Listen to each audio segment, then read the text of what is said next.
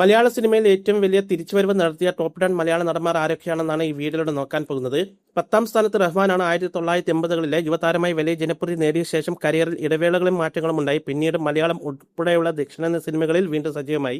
9ാം സ്ഥാനത്തുള്ള നിവിൻ പോളിയാണ്. തുടർച്ചയായ വലിയ വിജയങ്ങൾ കുറഞ്ഞ ഘട്ടത്തിന് ശേഷം വീണ്ടും ശ്രദ്ധേയ സിനിമകളും കഥാപാത്രങ്ങളും വഴി തിരിച്ചുവരവ് നടത്തി. 8ാം സ്ഥാനത്തുള്ളത് ദിലീപാണ്. കരിയറിൽ വലിയ പ്രതിസന്ധികളും ഇടവേളകളും നേടിയ ശേഷം വീണ്ടും സിനിമകളിൽ സജീവമായ താരം. 7ാം സ്ഥാനത്തുള്ളത് മോഹൻലാലാണ്. കരിയറിലെ വിമർശനങ്ങൾ മോശം ഘട്ടങ്ങളും മറികടന്ന് പല കാലഘട്ടങ്ങളിലും വലിയ വിജയങ്ങളോട് തിരിച്ചു വന്ന താരം. 6ാം സ്ഥാനത്തുള്ളത് മമ്മൂട്ടിയാണ്. 4 പതിറ്റാണ്ടിലേറെ നീളുന്ന കരിയറിൽ പല ഉയർച്ച താഴ്ചകൾക്ക് ശേഷം കഥാപാത്രങ്ങളും സിനിമകളും നിരന്തരം പുതുക്കി വീണ്ടും മുന്നിലെത്തിയ താരം.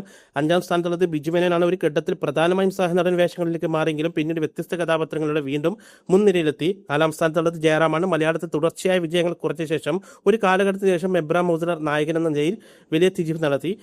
3ാം സ്ഥാനത്തുള്ളത് സുരേഷ് ഗോപിയാണ്. സിനിമയിൽ നിന്ന് വലിയ ഇടവേളയെടുത്ത രാഷ്ട്രീയത്തിൽ സജീവമായ ശേഷം വരന് ആവശ്യമുണ്ട് വഴി ശ്രദ്ധേയമായി മടങ്ങിയെത്തി. 2ാം സ്ഥാനത്തുള്ളത് കുഞ്ചാക്കോ ബോബനാണ്. റൊമാൻറ്റിക് ഹീറോ ഇമേജിൽ നിന്ന് മാറി ഒരു ഇടവേളയ്ക്ക് ശേഷം ശക്തമായി തിരിച്ചെത്തി.